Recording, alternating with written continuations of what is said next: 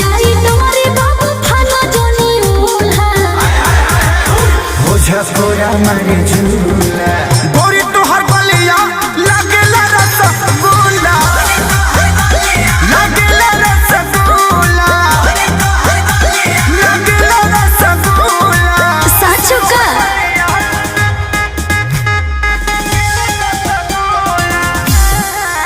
music by Arya Sharma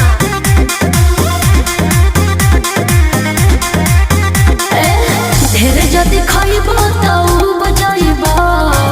रस से भरल बने बजाइबो